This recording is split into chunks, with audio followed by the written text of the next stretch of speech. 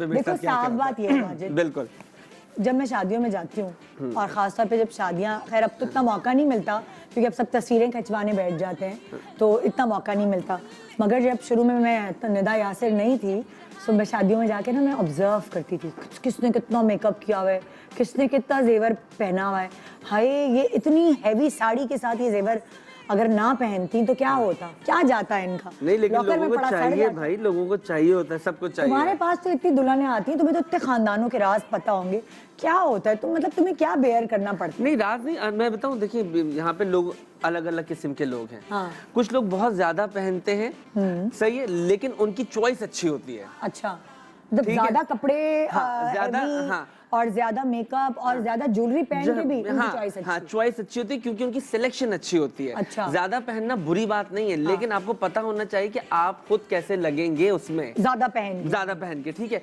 कुछ लोग ऐसे होते हैं जो बहुत कम पहनते हैं और अगर आप उनको फोर्स भी करें तो वो नहीं पहनना चाहते हैं। बुड्ढी रूह होते हैं ना, मतलब नहीं Exactly. अच्छा लगता जैसे जब अक्सर औकात मेरे सैलून पे दुल्हनें आती हैं, वलीमे की दुल्हनें होती हैं, और जब उनके साथ उनकी मदर इन लॉ आती है, सास आती है, क्योंकि उनका एक ही बेटा होता है तो उनको सारी ख्वाहिशें पूरी करनी होती हैं और वो दुल्हन जैसा ही तैयार हो जाती हैं। हाँ, वो खुद भी, हाँ, खुद भी सास दुल्हन, भी, बिल्कुल यानी दुल्हन जैसा। बहू जो है वो बेचारी कम मेकअप किए हुए होती है, हाँ, सास ज्यादा तैयार। अच्छा, कुछ ऐसी होती हैं कि क्या बोलते हैं कि लेकिन माजिद उनकी खुशी है, अब तुम कैसे मैनेज करते नहीं हो? तो मैं बताऊं, अभी हम शो, अगर मैं अभी बता दूंगा तो फिर शो में फिर पूरा 2.5 घंटा हम क्या करेंगे? और कुछ ऐसी होती है कि नहीं बेटा, माँ को माँ लगना चाहिए ना। हाँ। कम लगाओ, कोई बात नहीं, कम लगाओ। मैं तो अपने बेटे की शादी पे बड़ा टस्से से तैयार होंगी। नहीं, अच्छा देखिए, मैं तो फूल भी लगाऊंगी। नहीं, बिल्कुल आप लगाएं, लेकिन आपको पता, मैंने अगेन वही वाली बात है कि आपको पता है कि इस जोड़े के ऊपर मैं कितना पहनूंगी, कितना मैं पहन के, और इसके ऊपर अगर कड़ा यहाँ पे कंगन पहन लूंगी तो अच्छा लगेगा,